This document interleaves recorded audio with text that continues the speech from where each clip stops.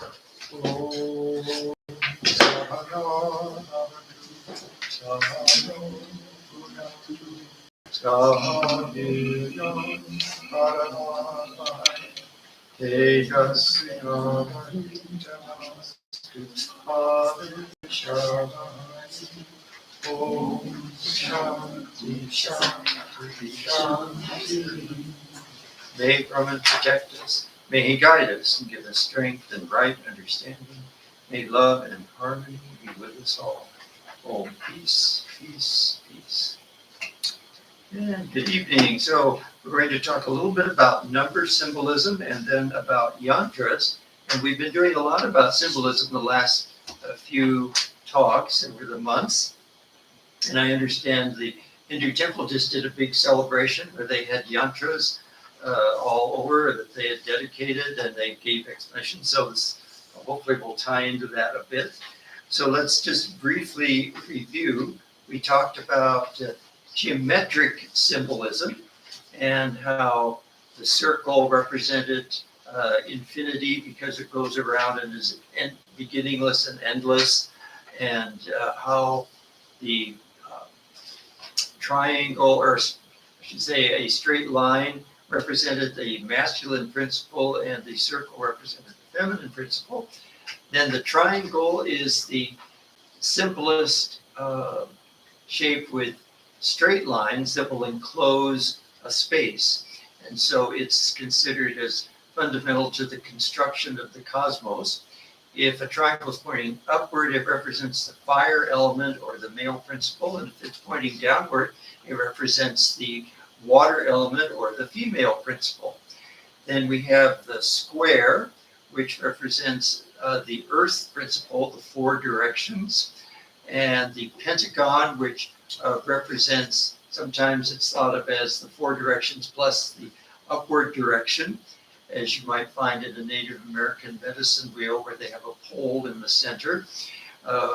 Or you can think of it as Leonardo da Vinci portrayed the human being with the head, the two arms, and the two legs, pointing out to 5 points of the pentagon.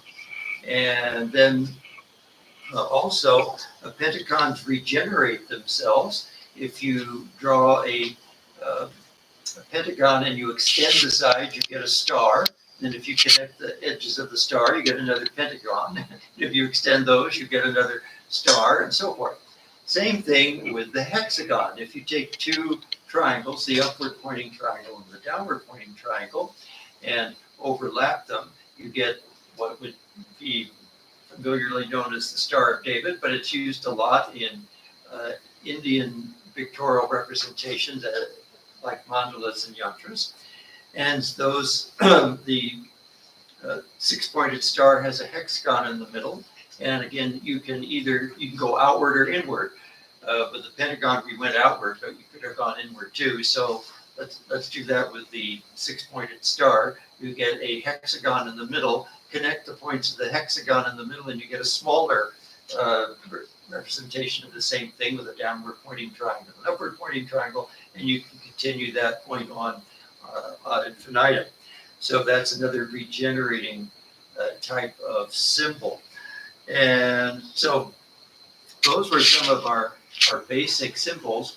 And then when we did mandalas, we did petals, and the petals represent the unfolding of the cosmos. The lotus is thought of as sort of the symbol of the holy, the sacredness manifesting in the material world. The lotus floats on top of the water, comes out of the muddy waters, but floats on top, and the water doesn't adhere to it, the mud doesn't adhere to it. It's perfectly pure and beautiful. And so that's a symbol for the manifestation and the divinity that rests within the manifestation. So the number symbology has a lot in common. The zero, obviously, is going to represent the same thing that a circle does. Represents infinity or eternity, or wholeness or emptiness. And of course, if you think of, like the Buddhists, the emptiness of things, then that's similar to infinity, where everything is one. and there's no differentiation between one thing and another. And so both ideas kind of merge together in the zero. Then one represents new beginnings. As we talked about, if you take a stick and you poke it into a still body of water, you'll get lots of ripples. And so the one represents that activating energy, you could say, and creation of new beginnings. The Pythagoreans, who were very much into number symbolism, didn't consider the one to be either even or odd, but it was the mother of all numbers, because all you had to do is keep adding ones together and you get all the other numbers. And they thought that even numbers were feminine and odd numbers were masculine. That was part of their symbolism. So if we go on to 2, we add 1 and 1, we get 2, and that represents pairs of opposites and dualities. And our whole universe seems to be created out of pairs of opposites. And as we talked about, the original duality is really the subject-object duality. When if there's a oneness, there's no observer, there's no subject and object, it's all one, so there's nothing observing anything else. And so the first manifestation has to be of subject and object, and then out of that you can get all sorts of manifestations. So then we have 3, which represents creativity, expression, and outcomes. And so again, because the triangle is the simplest shape that will enclose a space and is the strongest of the pentagons, if you take a triangle, you can't deform it. Whereas if you took 4 sticks and hooked them together in the corners, you can tip it over, you can bend it. It's not a very strong structure. And so that's why they often will put diagonals in the walls of buildings so they don't fall down in an earthquake. So the triangle is the strongest shape, and so it represents the beginning of creation, you could say. And so 3 is symbolic of that as well. Also, of course, there are lots of 3s in religious symbolism. You have the 3 gunas. We have the subtle realm, the causal realm, the subtle realm, and the physical realm. You have the Trinity. You have all sorts of 3s in various traditions. Then the 4 usually represents a more earthly kind of an element. As we said, just as a square represents the earth element, 4 represents the earth element. So the shapes and the numbers kind of correspond. And so it represents foundations, and most buildings are built with squares and rectangles, and so your foundations are squares and rectangles, and they have 4 sides. And again, it represents the four directions. Then 5 represents change. It's sort of the novelty of getting that 5th element in there, and it's so it represents a new dynamic element being added in. 6 represents the union of masculine and feminine elements, so it often represents love and harmony and relationships. 7 is thought to be a rather spiritual number. We think of there being 7 heavens and 7 hells. We think of the 7 rishis. There are all sorts of things that come in 7s. Of course, we have 7 days of the week and so forth. In numerology, 7 represents withdrawal and contemplation and metaphysics. So it's going into the more spiritual realm. 8 represents prosperity and abundance and manifestation. Again, you could say that it represents the union of 2 squares, just like you can put 2 triangles together. You can put 2 squares together, rotated just 45 degrees, and you'll get an 8-pointed figure. And if you connected those vertices, you get an octagon. And so it represents a special manifestation in the worldly dimension. 9 is thought of as the mother number, the number of completion and also regeneration, because if you take any digit in our decimal system, if you add up all the digits in that number, you'll get a multiple of, if it's a multiple of 9, you'll get another multiple of 9. So the multiples of 9 regenerate themselves. So if you take 81, you add 8, 1, and you get 9. And so if they don't add up to 9, you know it's not a multiple of 9. So if you had the number, let's say 450, well, you add the 4, 5, and 0, and you get 9. And so it's a multiple of 9. And so it's thought of as a mother number. And so our malas are usually multiples of 9. And we usually do our mantra multiples of 9, either 108 or 54 or 27 or some other multiple of 9. Now, there are lots of things that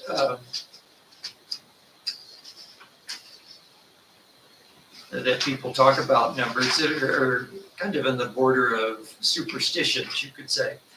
And probably the only good thing you can say about that is it just reminds you of spiritual things as well. So if you see numbers and you have a superstition about them, then at least it reminds you of some sort of symbolism. But a lot of those things are kind of, they differ by culture. So a number that's auspicious in one culture is negative in another culture. And so they're kind of culturally specific, and they relate to perhaps something in the mythology. There are a few other numbers we might mention. Since our decimal system is based on 10, 10 represents the beginning of a new cycle. 11 is often thought of as a master number in numerology. He's going up 1 from 10. It's like stepping forward into a higher purpose. 12 is often used it was used a lot in the Babylonian number system, 12s and 60s, because 12 is a handy number because it's divisible by 2, it's divisible by 3, divisible by 4, it's divisible by 6, so it's divisible by a lot of numbers, whereas 10, you've just got 2 and 5, and that's it. So 12 is nice in that sense. We have 12 signs of the zodiac and so forth, so it's related to astrology as well. Let's see, what else can we say here? As usual, I've got more material than I know how to get through.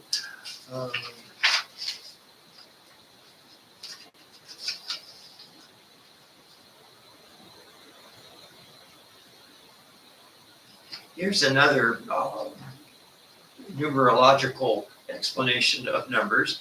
You know, sometimes a numerologist will say add the numbers in your birth date, or assign a number to each letter in the alphabet and add them up and come up with some sort of significance to them. So whether there's something to that or not, I'm not sure, but I think a lot of times those people use their psychic ability to read and to interpret what they get from these kinds of numbers. But again, 0 represents the initial kind of a bindu, the potential, unlimited potential that from which everything springs forth. 1 symbolizes leadership, independence, new beginnings. So you'll see a lot of ideas repeated here in these different systems. 2 represents cooperation and balance. Of course, if you're on a scale, you've got 2 hands of the scale, so balance is represented by 2. It represents harmony in relationships, diplomacy, where 2 people have to get along, or more than 2 people have to get along. There are usually 2 sides to every situation. So the number 3 embodies creativity. As we mentioned, the triangle is a structural element that you can create things with. It's also, in numerology, represents optimism and enthusiasm and encouragement in artistic pursuits and communication. Again, if you think of subject and object and the process of knowing, you get that third element in there of communication between the subject and the object. And the number 4, again, stands for, even in numerology, stands for stability, structure, discipline. If you get this number in a numerological reading, they will tell you that it means that you're practical and hardworking and focused on building solid structures and a solid life and so forth. 5 indicates a degree of freedom and adventure. It's a dynamic number representing curiosity and adaptability and embracing new experiences and opportunity for growth. As we mentioned, the 5-sided figure, the pentagon, grows into a star, which grows into a pentagon, which grows into a star, and so forth. So it really represents the microcosm and the macrocosmic idea, as does the number 6. Number 6 represents nurturing, responsibility, harmony. Again, if you combine the upward and downward pointing triangle, you get the harmony of the two. So it represents family values, an emphasis on love and support and caring for your community and so forth. 7 represents, again, you get these same ideas: introspection, spirituality, wisdom, thoughtfulness, looking into the deeper meaning of things and spiritual growth. 8 symbolizes ambition and power and material success. To a certain extent, it represents authority and achievements in the material and financial worlds. And the number 9, again, we called it the mother number. In numerology, it represents compassion and humanity, and those are all kind of mother qualities. We just had Mother's Day, so happy Mother's Day to everybody. Selflessness, deep concern for humanity, encouraging people to give back and understanding universal love, all very much mother kinds of energies. So you could say that a lot of people don't like math, so you could say that humanity has had sort of a love-hate relationship with numbers. They either carry mystical significances, or they're kind of like, numbers, I don't like numbers. So you have a sort of a strange relationship with numbers sometimes.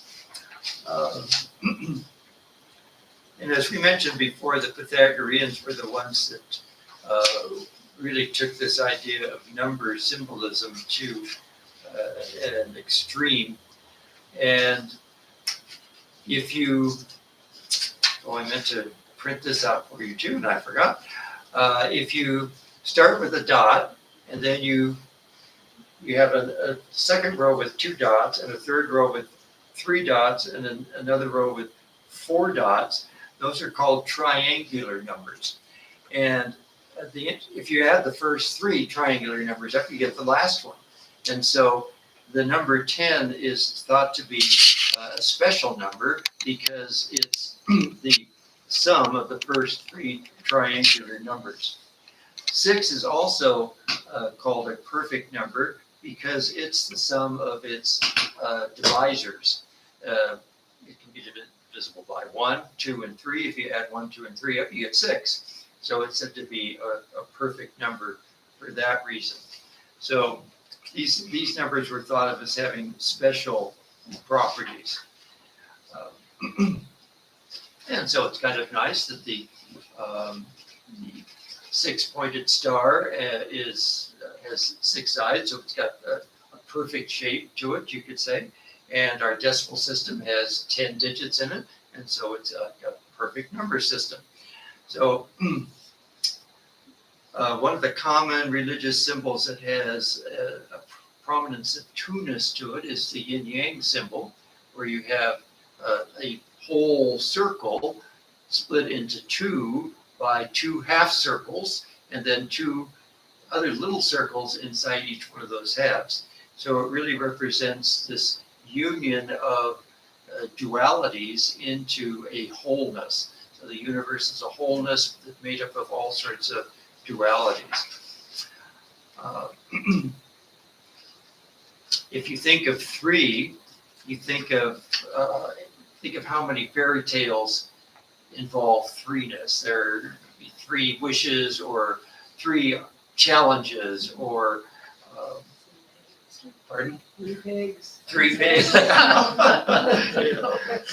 are very often three. There'll be a lot of them where there are three brothers.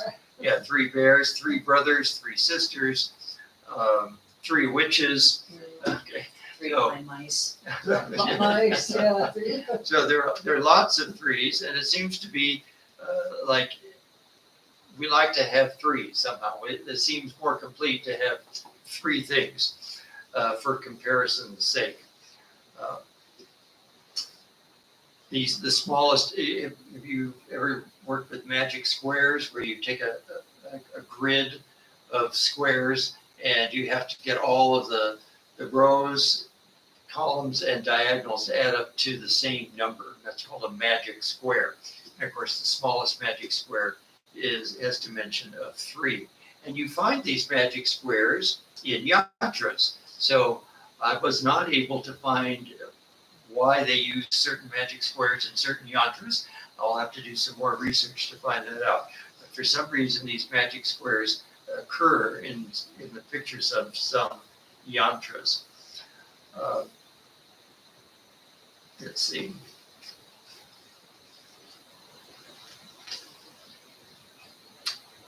Oh, another way to get 10, other than the triangular numbers, is to add the first 4 digits. If you add 1, 2, 3, and 4, you get 10. So that was also thought to be special to the Pythagoreans. And in medieval times, there were thought to be 4 humors: phlegm, blood, choler, and black bile. That's where we get the words phlegmatic and sanguine, choleric and melancholic. So we get all sorts of interesting cultural things in various traditions. In the Sioux tradition, there were 4 groups of gods: superior, ally, subordinate, and spirit. And there were 4 types of animals: creeping, flying, 4-legged, and 2-legged. And of course, in the medicine wheel, there were the 4 directions, each one associated with a particular color. Now, here's an exception to what you normally think of. Normally, we think of 4 as being a very practical number and so forth. And there aren't too many superstitions about it. But in China, if we were Chinese, it's actually considered unlucky, because the 2 words in Chinese that mean 4 and death sound almost alike. And so they have a superstition about the number 4. And of course, in a lot of Western Christian cultures, the number 13 is, we have phobias about the number 13, to the extent where hotels won't have numbers 13 for floor 13. I happen to, however, have lived in dorm room 13 during my freshman year, and it was a perfectly decent year. So they didn't bother to eliminate the number 13. In Asia, they don't have the 4th floor for that reason. Oh, interesting. Yeah, when I lived there. So we could go on and on just with the numbers here, but again, sometimes these number symbolisms are there because you look for them. But as I said, that just is a nice way to remind you of spiritual things. So, for example, you might, if you see 4, you might be reminded of the 4 noble truths. Or if you see a 5, you might think of the 5 pillars of Islam, or the 5 times of prayer. Both the Catholic tradition and the Islamic tradition have a tradition of praying 5 times a day. So, and that, so forth and so on. 7 is sometimes thought of as the combination of 3 and 4. If you add 3 and 4, you get 7, and 3 is thought of as a very spiritual number, and 4 is a very material number. So 7 is combining the spiritual and the material worlds, which we all face. We all have to integrate our spiritual world and our physical world all the time. All right, so let's go on to yantras. And yantras, the history of yantra is a bit obscure, but according to Hindu belief, the Sri Yantra, which is sort of the mother of all yantras, is said to have been revealed to the sage Maharishi Narayan by the goddess Lalita Tripura Sundari. So the Sri Yantra, which we'll talk about, and I'm sure almost everyone here is familiar with, is usually associated with Tripura Sundari, that particular aspect of the divine feminine. But sometimes it's thought of as being associated with Lakshmi. And if you do a search on the internet, you get all sorts of confusing results, where it seems like the Sri Yantra is associated with practically every deity. So it's kind of it is really kind of the mother yantra, and you can almost think of any deity being associated with it.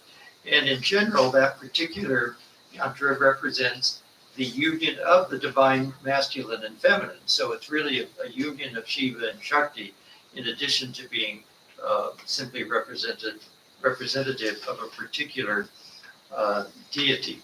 So we're going to talk more about the Sri Yantra in a little bit. But yantras in general are made up of sort of basic elements. And now that we've got the basic symbolism, we'll understand all of these components. You could think of yantras as being a subset of mandalas. Mandalas are more free. You've got more options. You can be more artistic. You can incorporate things of yourself in a mandala. Yantra is a little bit more designated. They're more defined. There's some freedom, and you can, as I said, you go on the internet, you can find variations in yantras that are all called the yantra for a particular deity, mostly in color or in the way they're designed, or some of them might have mantras written in various parts, or some of them might have these magic squares or pictures of the deity itself. But in general, they're more fixed in scope than a mandala would be. So you could think of it as a subset of mandalas. And there's a central point, just as we had in mandalas, called the bindu, which, since a point represents kind of that zero, that or the origin of the universe, that primordial seed, that's really what it represents here in a yantra. It represents that unity of consciousness, that Brahman, the essence of Brahman, the undifferentiated oneness of that dot. So it's the source of all creation. If you're a Big Bang fan, which I'm not, but if you are, you can think of it as the point of origin of the Big Bang model. So it symbolizes basically the origin of creation. And so the yantra is an unfoldment of a particular aspect of creation, just as a mandala does. And mandala is also kind of an unfolding from that central point. You'll find lots of triangles called trikona, and the downward pointing triangles usually represent a feminine energy, a watery element, and the upward ones represent the more masculine and fire elements. But you can find some odd exceptions where there'll be a masculine deity that's got a predominance of downward pointing triangles, and a feminine deity represented with more upward pointing triangles. So there are a few peculiarities, but as we've mentioned many times, everything has masculine and feminine elements in it. And it's just our limited mind that tends to want to separate things into categories. then, but they represent, when you put them together, they represent as a balance and a harmony of energies in the universe. Then usually they are enclosed in circles of some sort, which again represent a kind of unity of wholeness, a wrapping around of all of the elements of the yantra into a whole. And then these circles often will have lotus petals. And again, the number of lotus petals is often 8, representing various elements of spiritual life or elements, characteristics of that particular deity. And in general, the unfoldment of consciousness into the material world. So if you think of the Bindu as the ultimate source of consciousness, everything is an unfolding of consciousness out from the Bindu. Then the outermost element is a square with 4 doorways, 1 doorway on each side. So that's the pupura. And the square shape then is like the earth element, and we're kind of encasing the whole thing in a situation that we can understand. We're here in the world and the earth, and we need to understand spiritual life. And so we represent this yantra in a form that we're going to be able to understand. And so it's encased in this material world, but it's going to lead us back to that source of infinite consciousness at the center. There might even be another outer circle around that, which again symbolizes the boundaries of existence and the cyclical nature of life. The continuous cycle of birth, death, and rebirth. There's another 3, see? You can find 3s all over the place. And the eternal nature of the soul. So we have all these infinite cycles of existence in this world of ours. So yantras aren't just pretty geometric shapes, but they're really powerful symbols that interconnect us to spiritual realms. Really, that's the whole role of all kinds of symbols, whether it's a murti or whether it's a sound symbol like Om or a mantra. All of these symbols connect us to that spiritual realm. We have to have some way of connecting to this realm that's not so obvious. It's not obvious to the senses, so we have to find tools that our senses can use to connect us back to that realm. In fact, the word yantra comes from the word yang, which means to support or to hold, and tra, which is tool, like tantra, they're tools.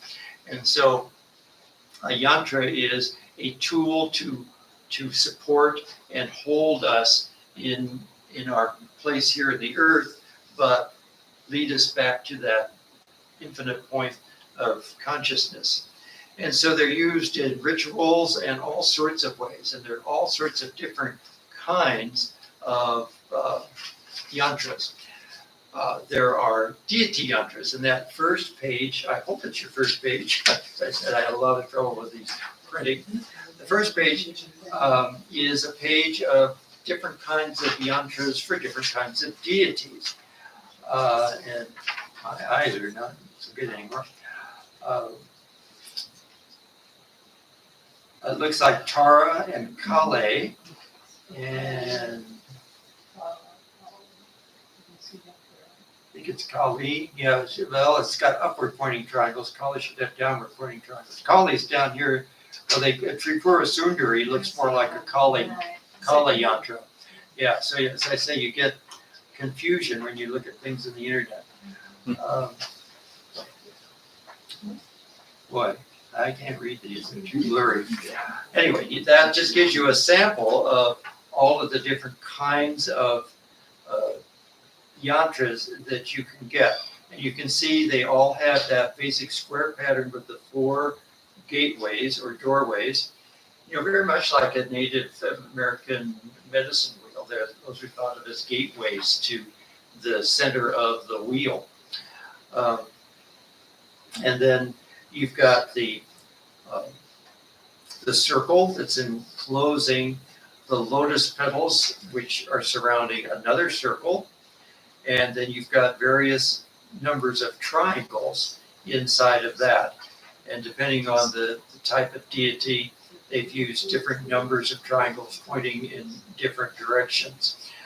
Then again, it's somewhat of an artist's conception as to what colors to use, but colors, again, as we did last month, colors are symbolic of different kinds of energy too. And so depending on what kind of energy you want to bring out for that particular deity, then you can color your yantra in that particular color. And it doesn't seem to be so well defined. That part's not so well defined. It's pretty free.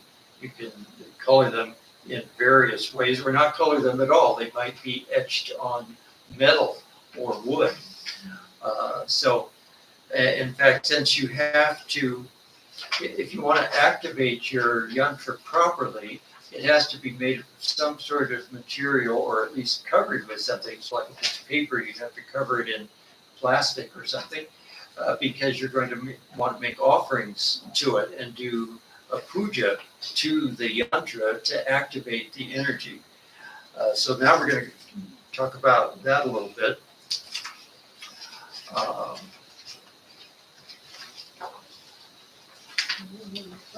Let's see. Swami, Jamie has a question. Yeah.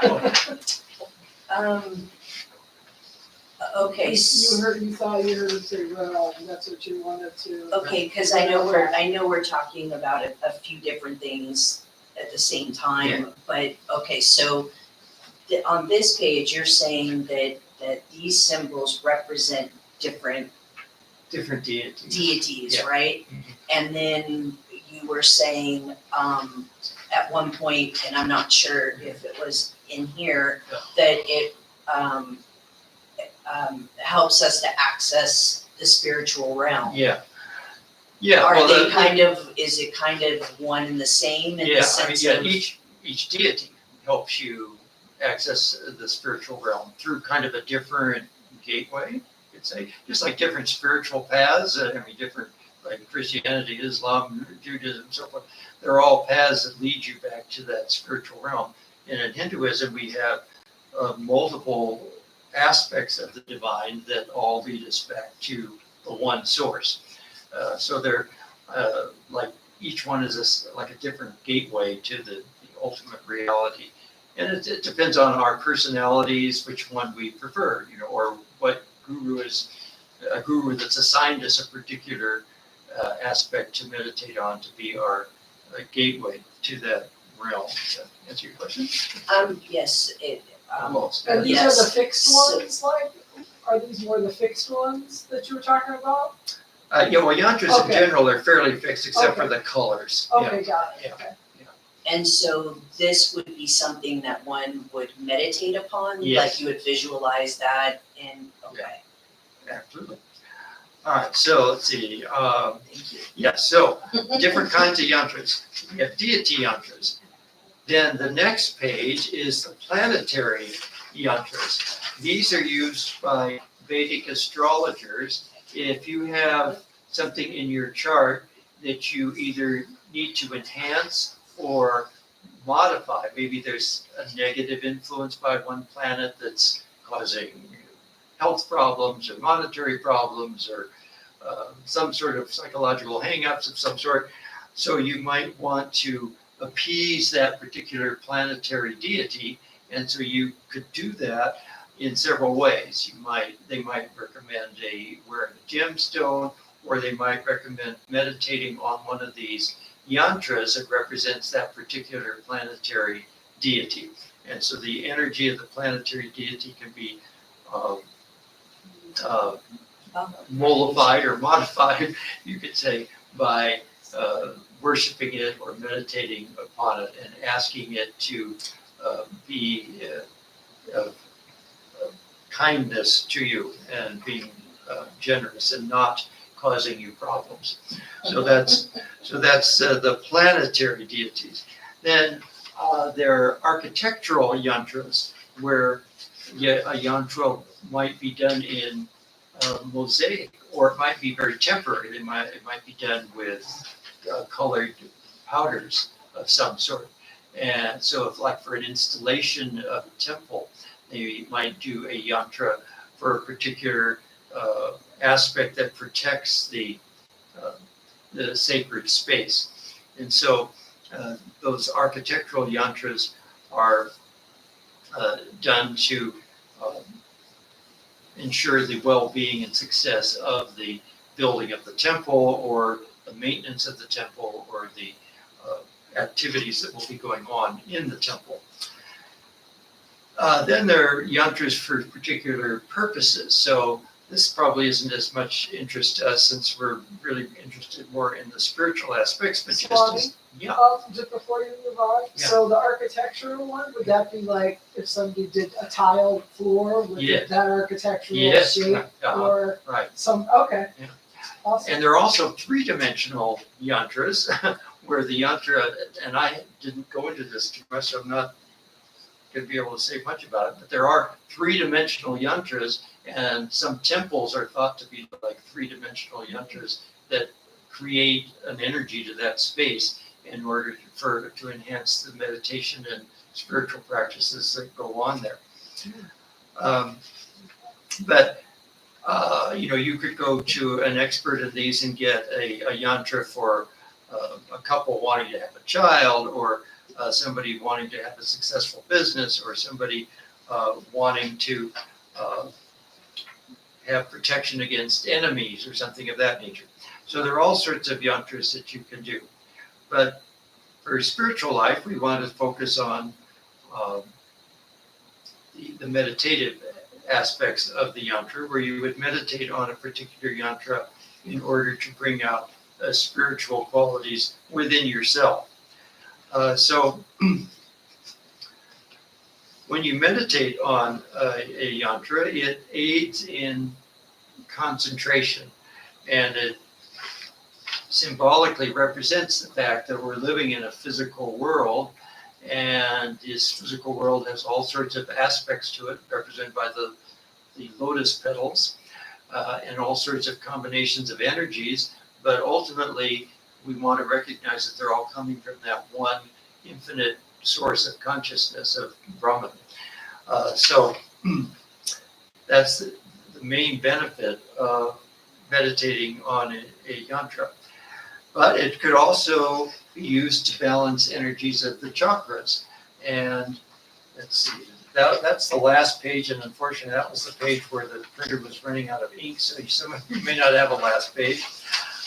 But there are yantras for each of the chakras, and they put them in a very peculiar order, but you can identify them by the color. The red one is the root chakra, and the orange one is the second chakra, and the third one is the sacral chakra. The green one will be the heart chakra. Then the light blue one is the throat chakra. The dark blue one is the third eye chakra, and the purplish violet one would be the crown chakra.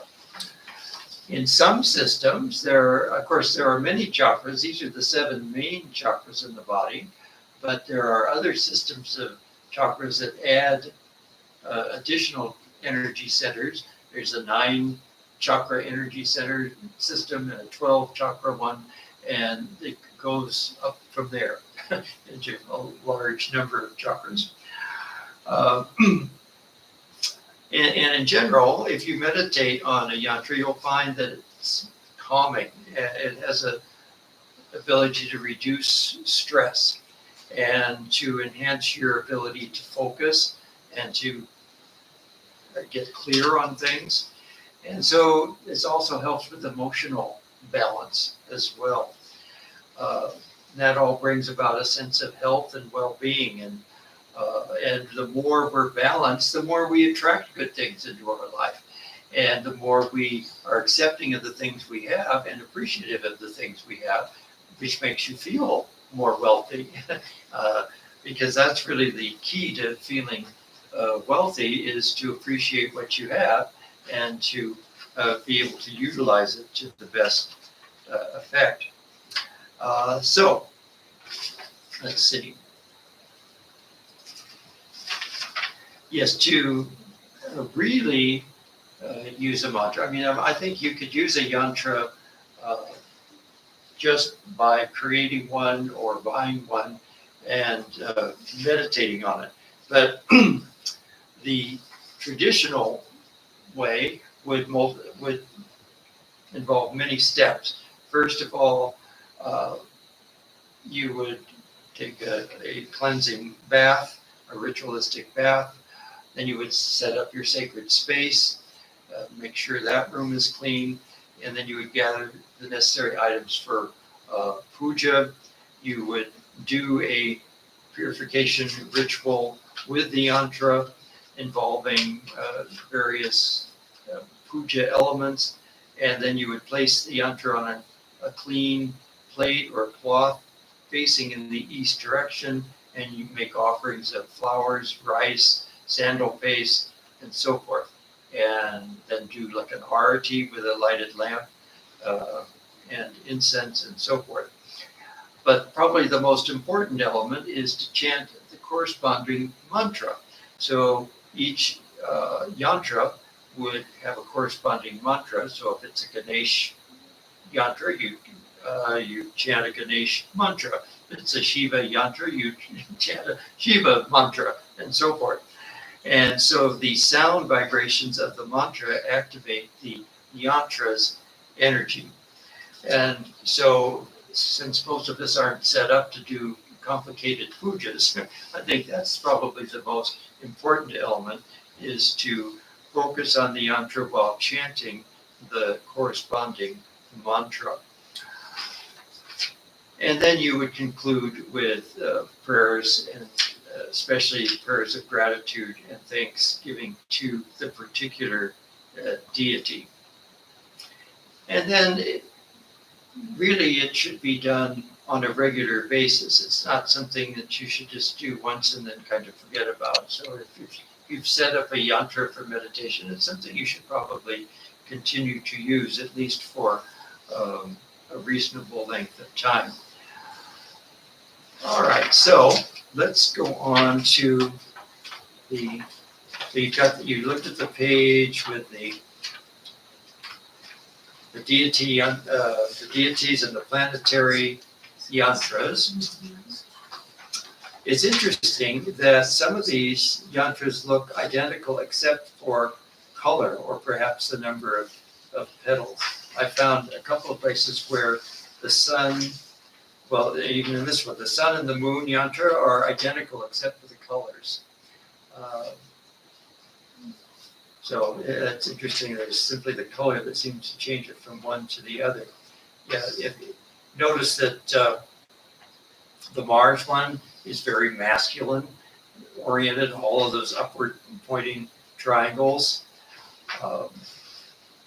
Jupiter and the moon are very balanced. Jupiter is thought of as the sort of the guru.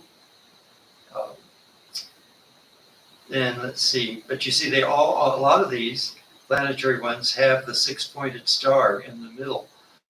Mars and Venus are the kind of the exceptions. Venus is created, interestingly enough, by rotated squares. You get that octagonal radiating pattern from infinitely, the squares getting smaller and smaller in there. But you see that you've got squares that have been rotated 45 degrees, and you get that beautiful kind of image that really pulls you into the center of all of those little triangles.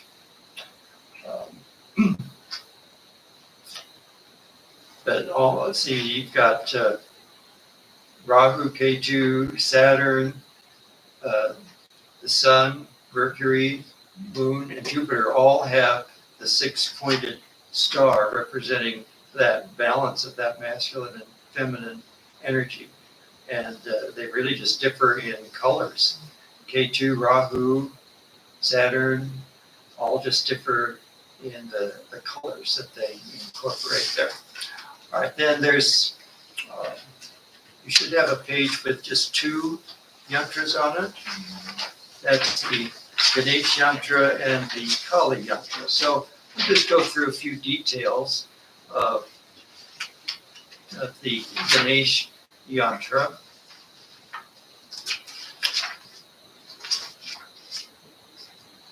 Of course, Ganesh is the one who removes obstacles and also brings wisdom and knowledge and prosperity. So, and he has a second 6-pointed triangle inside of the first 6-pointed triangle. And he really is a combination of masculine and feminine energies. He's kind of a blending, a real blending of the genders, I would say. He's a blending of all sorts of pairs of opposites, blending of animal and human, and masculine and feminine, and spiritual and earthly. So he's really got a lot of combinations. So again, we have the outer square representing stability and the solid foundation of the yantra, and how it's manifest in the world. And Ganesh is also connected with the earth element. If you're connecting the 5 elements for the deity, you would connect Ganesha with the earth element, and also with the root chakra. So it's sort of that foundation of the root chakra as well.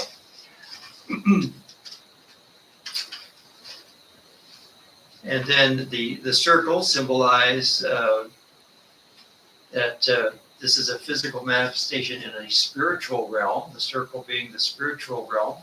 The circle is a primordial form that we can't reduce to anything else. There are no corners, represents symbolic infinite space, and is associated with the Akasha element, idea of expansiveness. So it represents, again, the cycles of nature and the quest for spirituality while we're here in the manifest world. So it represents really the cosmos, you could say. Then the lotus represents that symbol of purity and enlightenment and transcendence while in the world. And it has 8 petals. That's fairly typical. And different yantras will have to assign different meanings to the different petals. In general, it means the heart center, and each petal can also be assigned a meaning. There's one called the anima, meaning smallness or vulnerability, the siddhi or power to convey closely related to honesty with yourself and others, and to connect internally. And then Laghima means bigness, or the sense of taking in everything, being the maximally responsible in your life.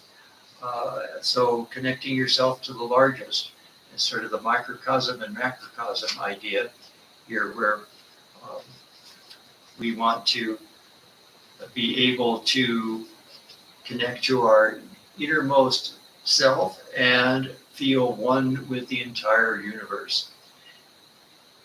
And of course, Ganesha's mount is the mouse, which is also representative of tininess and being able to gnaw through little things. And Ganesha has stories about where he can eat infinite amounts of food and become infinitely large and so forth. So then there's Garima. Garmina means heaviness or being grounded. So again, we can't always be airy-fairy in our dealings with things. If we're running a business or a household, we have to be down to earth. And so it represents our ability to stay rooted when we need to stay rooted. Mahima means creativity, which is allowing the free flow of ideas, allowing new ideas to come in, not get stuck in just old ways. And then a sattva means godliness and purity. So this gives us the power to be courageous and confident in knowing that we will achieve our spiritual goal. And a sattva means subjugation, bringing under control all the things that might be obstacles to our spiritual endeavors. And then prakamya is the fulfilling of our objective. It involves creating a strategy and a sense of conviction that it has already happened. It's sort of like you do in sort of New Age visualizations, where you affirm that something has already happened. You don't wish for it, you think of it as already manifested. And we've already talked about the triangles, how it represents the interlocking of the masculine and feminine energies. And so the Shiva and Shakti energies are combined. Then the bottom one is the Kali Yantra, and you can see the predominance of the, Swami, on the Ganesh one, Yeah. are those always the colors, black and red? Is this- No, I found them in all sorts of colors. Okay, just curious, thank you. Yeah, they're all sorts of colors. And again, I think it depends on what kind of aspect you want to focus on more. You know, if you want to be more grounded or more spiritual or more creative or more, then you would use a particular color that symbolizes that. Okay. Same thing with the Kali Yantra. A lot of times it's kind of black and red. This is just black and white with a gold border.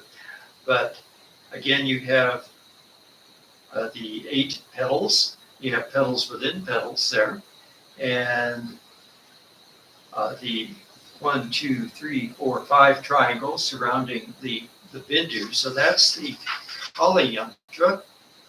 And so you can see that predominance of strong Shakti energy, the power of Mother Kali to protect the universe against all negative forces. Then the last page, and I think we have just enough time to peruse the last page just a little bit. This is the very complicated Sri Yantra, which is composed of 9 interlocking triangles. And so we're going to go from the outside to the inside. So the very outside is that pupura, that square representing the earth element. And then the next diagram has the petals of the lotus, representing different Shaktis, different representations of the Devi, that are all collectively ruled by that Tripura Devi, that Tripura Sundari that we mentioned was sort of the normal way of thinking of the Sri Chakra. And there are some variations to the way these are arranged, but these petals in general represent different aspects of Shakti. Then you have the 8 petals inside of the multiple petals. I've forgotten how many petals are on that outer ring. But then you have 8. They're kind of squashed up there, so they're a little hard to see. But that third diagram is 8 petals. And these different petals represent the agitator of all. So they represent the aspect of Shaktis that create a lot of energy in the universe and get things going. Don't allow things to just be still. Well, let's see, maybe I've got the number here. It's a 16 petal. The one outside of that is the 16 petal lotus. And it represents the Shaktis fulfilling all desires. So there's 16 different qualities of desires, and there's a Shakti in charge of each one of them. And then we get to this, the 8 petal lotus, which is the agitator of all the circle of power is represented again by that Tripura Sundari. If it were a Murti, she would be doing various gestures of dispelling fears and granting boons, showing compassion, and so forth and so on. Then, if we go down to the next level, the outermost group of triangles numbers 14. So all those little tiny red, do they come out red in yours? Okay. They're the outer triangles formed by the interlocking 9 triangles form 14 triangles, and these represent the 14 Shaktis that are givers of auspiciousness. And I'm not going to go into all the names, we don't have time for all those names, but so they dispel all kinds of negative qualities and attract all sorts of auspicious qualities. So you can see that the Sri Yantra has all these complicated layers to them. So you're not just focused on one deity, you're focused on all sorts of aspects of the mother goddess here. It's really a mother image. Then the next level is 10 triangles. And those 10 triangles are the Shaktis that represent the accomplishers. So these Shaktis help you to accomplish things in the world. So they represent, if it were Murti, it would be things like the book, the rosary, and again, granting boons and dispelling fears and so forth. So the various elements that might be held by a Murti would be represented by this, these accomplishments represented by these 10 little triangles. Then you go one more level in, and you find the remover of diseases. So within that innermost section of little triangles there, which number 1, 2, 3, 4, 5, 6, 7, 8. So there are 8 little triangles in there. And they also represent the deities of speech and the power of speech to remove obstacles and especially remove diseases. So you've got a healing element in there. And then the innermost triangle is thought to be the essence of the goddess, just one downward pointing triangle. So that's the supreme essence of the one deity, just like Mother Durga would represent the embodiment of all the energies of all the different devis. This central triangle would represent that particular central deity. And then the Bindu is that infinite consciousness point from which all the manifestation manifests. So you have the infinite consciousness manifesting into the Devi, who manifests all the things which can help us in life to remove our diseases, to accomplish all of our purposes, to make life auspicious, to bring us into action, into the world, so that we can fulfill all our desires and have a fulfilling life in the world without forgetting where it all came from. It all came from the infinite consciousness that is the source of all being in the center. So the Sri Yantra is a multi-layered yantra that has all of these different aspects to it. So it's almost seems impossible to be able to focus on all of those at one time. So I think you have to have the confidence that your consciousness knows what all of these things are without you having to think about them all consciously, but simply the energy of the yantra radiates into your own being and activates all of these different levels of energy within you.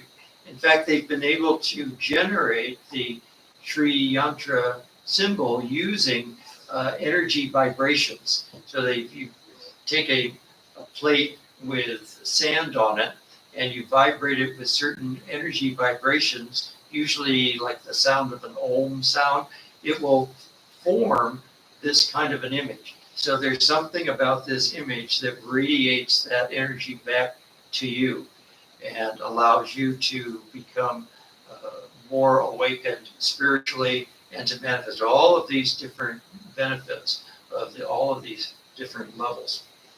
All right, so we'll close with a chant and then offer flowers and then enjoy some prasad. Om Purnamada Purnamidam Purnat Purnamidachyate Purnasya Purnamadaya Purnameva Vashishyate. Om Shanti Shanti Shanti. Filled with Brahman are the things we see. Filled with Brahman are the things we see not. From out of Brahman floweth all that is. From Brahman all, yet is it still the same. Om peace, peace, peace. Thank you, Swami. Thank you all. Oops, nothing here. Thank you online. We'll see you Sunday. We have on Friday.